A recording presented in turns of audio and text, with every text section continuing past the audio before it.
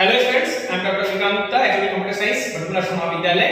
और लास्ट बहुत सारे लेक्चर्स हमने देखे हैं प्रोग्रामिंग लैंग्वेज के बारे में। प्रोग्राम क्या होता है, प्रोग्रामिंग लैंग्वेज का यूज क्यों किया जाता है, कैसे प्रोग्राम को डेवलप किया जाता है, स्टेप्स क्या है।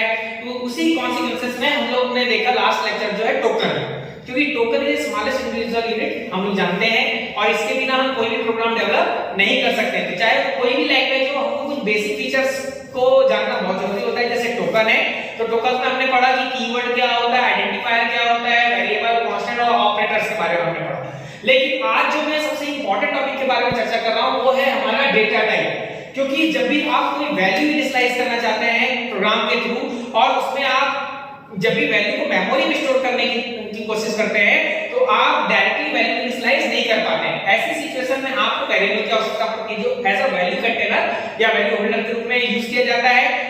जब वेरिएबल कोई वैल्यू को स्टोर करता है तब वहां पर ये जानना सबसे ज्यादा आवश्यक हो जाता है कि ये वेरिएबल किस प्रकार की वैल्यू को होल्ड करेगा। तो वैल्यू के प्रकार को बतलाने वाला ही हमारा क्या कहलाता है, डेटा टाइप। यानी डेटा के प्रकार को बतलाने वाला data type. Object plus operation that is a data type. ठीक है, एक पर्टिकुलर ऑब्जेक्ट में जो ऑपरेशन हम संचालित करना चाह रहे हैं वो उसका क्या करता है, उसके प्रकार को दर्शाता है। अब देखिए यहां पर किस प्रकार से हम डेटा टाइप को कैटेगराइज कर रहे हैं। जब भी हम डेटा टाइप की बात करते हैं तो हमारे सामने दो सिचुएशन आता है, एक ट्रेडिशनल डेटा टाइप, एक एडवांस डेटा टाइप। ज्यादातर बुक्स में अब एडवांस डेटा टाइप के बारे में ही चर्चा किया जाता है, लेकिन हमको ट्रेडिशनल डेटा टाइप के बारे में भी जानना आवश्यक है क्योंकि हमारे में सी लैंग्वेज है। C is the mother of all language. अब आप देख सकते हैं कि यहां पर क्या हो रहा है, data type, traditional data type. तो ये मुख्य रूप से कितने प्रकार के, तीन प्रकार के। सबसे पहला जो डेटा टाइप होता है वो फंडामेंटल डेटा टाइप होता है, दूसरा आपका होता है डिराइव्ड डेटा टाइप और तीसरा होता है user defined data type. Fundamental data type में तीन प्रकार के डेटा टाइप आते हैं। पहला जो होता है इंटीजर, दूसरा कैरेक्टर और तीसरा फ्लोट। यही मोस्ट इंपॉर्टेंट डेटा टाइप है जिसका यूज हम अपने प्रोग्राम को बनाने के लिए करते हैं। अब आप देख सकते हैं कि फंडामेंटल यानी मौलिक डेटा टाइप जो मूलभूत डेटा टाइप है उसमें सबसे पहला होता है इंटीजर।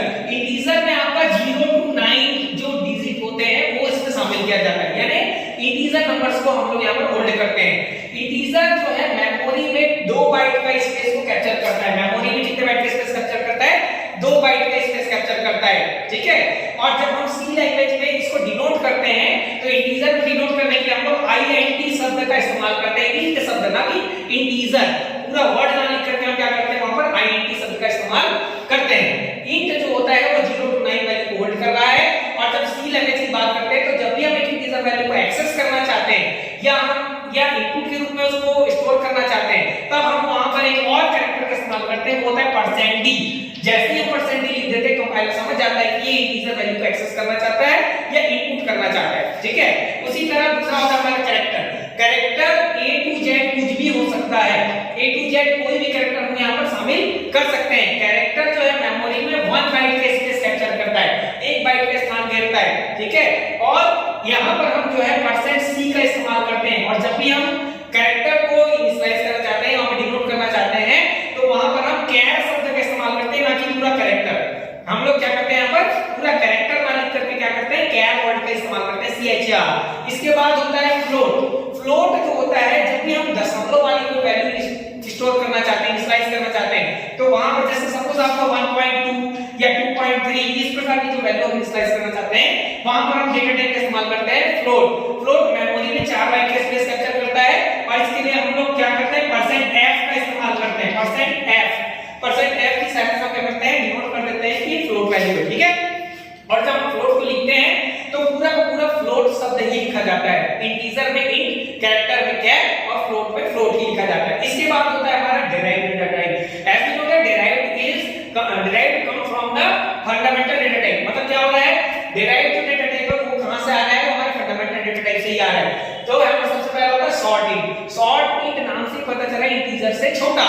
यहां पर ये मेमोरी में 1 बाइट का स्पेस कैप्चर करता है। ठीक है, यूज हम लोग वही इस्तेमाल करते हैं, इंट ही करते हैं, लिखते समय शॉर्ट इंट ही लिखा जाता है। इसके बाद होता है लॉन्ग इंट। लॉन्ग इंट जो होता है इंटीजर से बड़ा होता है, ये मेमोरी में 4 बाइट का स्पेस कैप्चर करता है। ठीक है, और वैसे ही होता है डबल फ्लोट। जब दशमलव वाली वैल्यू इसकी जब रेंज बहुत ज्यादा हो जाती है तो हम लोग इस्तेमाल करते हैं डबल फ्लोट। यहां पर हम लोग जो है 8 बाइट के ये स्पेस को कैप्चर करता है डबल फ्लोट, क्योंकि फ्लोट हमारा 4 बाइट का स्पेस कैप्चर करता है और क्योंकि ये डबल है इसलिए 8 बाइट के स्पेस को कैप्चर करता है। ठीक है,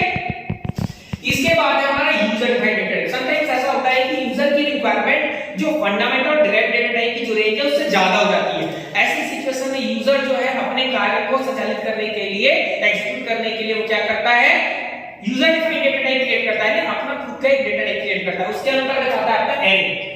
एरे से मतलब होता है group of similar data type, समान डेटा टाइप का समूह एरे कहलाता है। जब मैं नेक्स्ट क्लास में आपको एरे के बारे में बताऊंगा तब वहां पर हम इसके बारे में डिटेल पढ़ेंगे। दूसरा होता है स्ट्रक्चर। स्ट्रक्चर एरे से डिफरेंट होता है। क्या होता है, unlike array group of dissimilar data type is called a structure, यानी असमान डेटा टाइप का समूह स्ट्रक्चर कहलाता है। अब हम एरे की बात करते हैं तो सपोज एक क्लास के 10 स्टूडेंट का नाम सभी एक प्रकार के कैरेक्टर डेटा टाइप है, या एज होगा तो सबका एज ही लेंगे, इस तरह से एरे होता है। लेकिन जब हम एक पर्टिकुलर स्टूडेंट का कंप्लीट रिकॉर्ड की बात करते हैं वहां पर आपका उसका नेम होता है, एज होता है और परसेंट हो गया, तो यहाँ पर अलग अलग डेटा टाइप का इस्तेमाल किया जा रहा है, इसलिए ये स्ट्रक्चर कहलाता है। वैसे होता है union. Union is similar like a structure. Similar कैसा हो रहा है, स्ट्रक्चर के ही समान होता है, लेकिन क्या होता है ये भी ग्रुप ऑफ या कॉम्बिनेशन ऑफ डेटा टाइप की कहलाता है यूनियन, लेकिन स्ट्रक्चर की तुलना में कम स्थान देता है, कम स्पेस कैप्चर करता है। वैसे होता है क्लास। क्लास क्या होता है, group of object is called a class. Objects का समूह क्लास कहलाता है। इसके बारे में हम C++ के बारे में जब पढ़ेंगे, क्लास के बारे में पढ़ेंगे तो वहां पर फर्दर हम इसमें डिटेल में चर्चा करेंगे।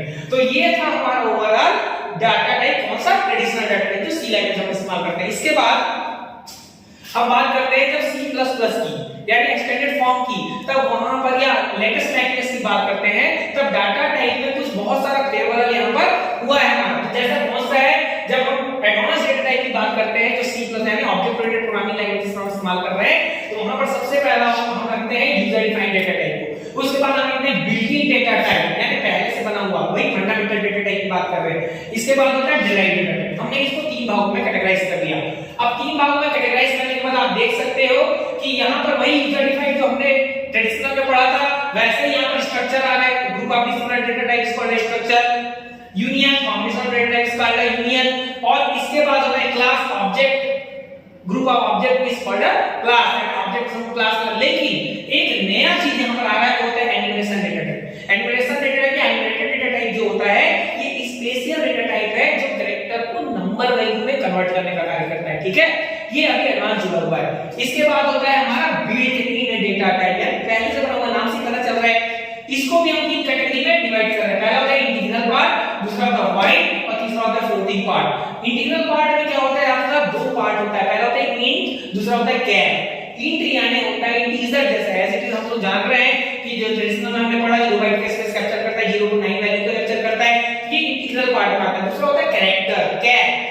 कैर यानी जैसा हमने ट्रेडिशनल पढ़ा सेम है, A to Z जो वैल्यू हम कैप्चर करना चाह रहे हैं, स्टोर करना चाह रहे हैं, वही आपका कैर हो रहा है। इसके बाद होता है आपका ये इंटीग्रल होता है। इंटीग्रल के बाद होता है wide. Wide is an empty data type. जब हम पहले C लैंग्वेज की बात करते थे तो वहां पर हम वाइड को डेटा टाइप नाम बोलते थे, क्या बोलते थे, रिटर्न टाइप। तो void is a return type in C language, but whenever we talk about C++, then we will call here void is an empty data type. void क्या होता है, empty data type के रूप में हम यहाँ पे इस्तेमाल कर रहे हैं, जो false वैल्यू हमको रिटर्न में नहीं देता है। इसके बाद होता है floating।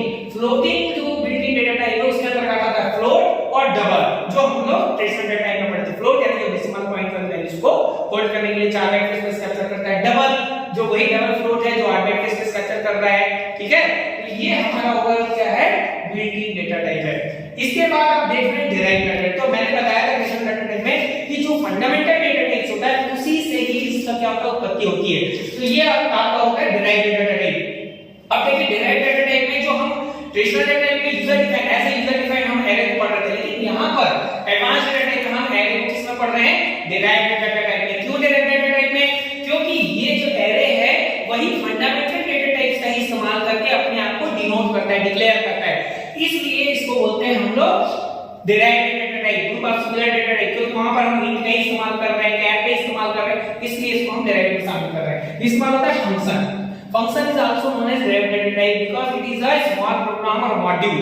फंक्शन एक स्मॉल प्रोग्राम या मॉड्यूल होता है जो क्या करता है, विभिन्न प्रकार के वेरिएबल्स या जो कांस्टेंट्स है उनके मध्य में रिलेशनशिप को प्रदर्शित करने का कार्य करता है, ठीक है।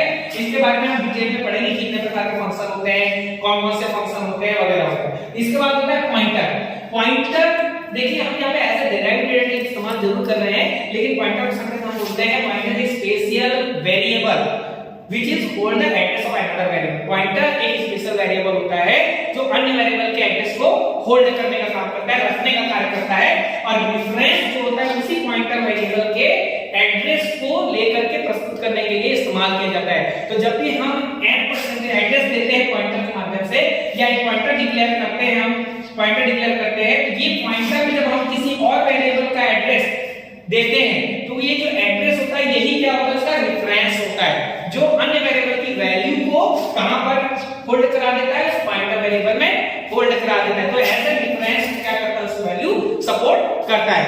तो ये हमारा क्या था, डेटा टाइप था। अब हम यहां पर जब बात कर रहे हैं डेटा टाइप की, तो ये देख सकते हैं आप, ये ट्रेडिशनल डेटा टाइप है, ये हमारा जो है एडवांस डेटा टाइप है। जब हम डेटा टाइप को डिक्लेयर करने की बात करते हैं, जो मोस्ट इंपॉर्टेंट थिंग है डेटा टाइप में कि जब हम प्रोग्राम बना रहे हैं तो कितने प्रकार के जो डेटा टाइप हम पढ़े अभी, इतने प्रकार के डेटा टाइप के बारे में हम जाने, तो कैसे डिक्लेयर करेंगे प्रोग्राम में। तो जब भी आप याद रखिएगा, इसमें एक सिंटैक्स होता है, इसको मैं मिटा रहा हूं, है ना, ठीक है, आप देख लेंगे, जूम करके भी आप वीडियो में आप क्या कर सकते हैं, जूम करके देख सकते हैं। तो आपको मैं ये क्या कर रहा हूं, यहां पर डिक्लेरेशन किस प्रकार से करते हैं, ये ट्रेडिशनल डेटा टाइप को मैं अभी मिटा करता हूं, क्योंकि इसके बारे में हम पहले भी पढ़ चुके हैं। जब भी एक डेटा टाइप को डिक्लेयर किया जाता है तो डिक्लेरेशन देखिए किस प्रकार से होता है। डिक्लेरेशन जब हम करते हैं डेटा टाइप का, तो सबसे पहले हम लोग लिखते हैं यहाँ पर सिंटैक्स में, इसका सिंटैक्स होता है, सिंटैक्स यानी फार्मूला होता है, याद रखिएगा। तो सबसे पहले होता है डेटा टाइप, डेटा टाइप के बाद यहाँ पर होता है वेरिएबल, वेरिएबल में या जो भी वेरिएबल आप लिख सकते हैं, ठीक है, और यहाँ पर आप यहाँ पे क्या कर सकते हैं, क्लोज भी कर सकते हैं, या जब आपको वैल्यू इनिशियलाइज करनी होती है तो आप वैल्यू इनिशियलाइज भी कर सकते हैं। तो हमने क्या किया, जब भी हम एक वेरिएबल को डिक्लेयर करना चाह रहे हैं तो वेरिएबल को डिक्लेयर करने के लिए हमको उसके साथ डेटा टाइप लिखना बहुत जरूरी है। एग्जांपल देख लेते हैं हम यहाँ पर, जब भी हम एग्जांपल की बात करते हैं, सपोज हमारा डेटा टाइप है int और मैंने लिखा a, तो ये a जो है इंटीजर टाइप का डेटा टाइप है जो केवल इंटीजर वैल्यू को होल्ड कर सकता है। अब हम बात करते हैं इनिशियलाइजेशन की, यानी वैल्यू डालने की। तो जब भी हम डेटा टाइप में कोई वैल्यू डालते हैं उसको बोलते हैं इनिशियलाइज करना। तो इनिशियलाइजेशन के लिए हम लोग क्या करते हैं, वही सेम फार्मूला होता है, सिंटैक्स होता है इसका उसी प्रकार से होता है। यहां पर हम सबसे पहले लिखते हैं डेटा टाइप, डेटा टाइप के बाद हम यहां पर लिखते हैं वेरिएबल का नाम जिसमें वैल्यू होल्ड करना है, और फिर इक्वल करके यहां पर हम वैल्यू को लिख देते हैं जो भी वैल्यू पर्टिकुलर हमको देना है, ठीक है। और एज एग्जांपल हम जब बात करते हैं तो यहां पर हम डेटा टाइप जैसे हो गया हमारा int a इक्वल टू 10, मैंने यहां पर एक वैल्यू डाल दी, तो ये क्या होगा, वैल्यू को इनिशियलाइज कर रहा है। तो आप देख सकते हैं कि जब हम डेटा टाइप के बारे में पढ़ते हैं और जब हम अपने प्रोग्राम में किसी डेटा टाइप को यूज करना चाहते हैं तो वहां पर हम सबसे पहले डेटा को डिक्लेयर करते हैं, डेटा वेरिएबल को डिक्लेयर करते हैं। डिक्लेयर करने के लिए हम लोग क्या करते हैं, data type plus variable name. अब डेटा टाइप वेरिएबल में बात करते हैं तो क्या होगा, डेटा टाइप हमारा int char float कुछ भी हो सकता है, तो हम अभी तक पढ़ रहे थे एडवांस में, ट्रेडिशनल में। उसके बाद हमने लिखा है यहाँ पर वेरिएबल का नाम, तो वेरिएबल नाम लिख के डिक्लेयर हो गया। अब इस पर्टिकुलर वेरिएबल में वैल्यू डालना है, that is known as initialization. Initialization क्या है, अब हम उस इनिशियलाइजेशन करने के लिए डाटा टाइप, फिर वेरिएबल का नाम और वैल्यू, आप देख सकते हो जब आप लिखे डाटा टाइप int, फिर आप लिखे वेरिएबल और यहां पर आपने वैल्यू इनिशियलाइज करनी। तो ये था आपका डाटा टाइप, बहुत मोस्ट इंपॉर्टेंट टॉपिक है, इसको आप बहुत अच्छे से समझिए। नहीं होगा तो नेक्स्ट लेक्चर में फिर आप इसे कंसल्ट कर सकते हैं। ओके, आपको समझ में आया होगा। थैंक यू सो मच, मिलते हैं फिर नेक्स्ट।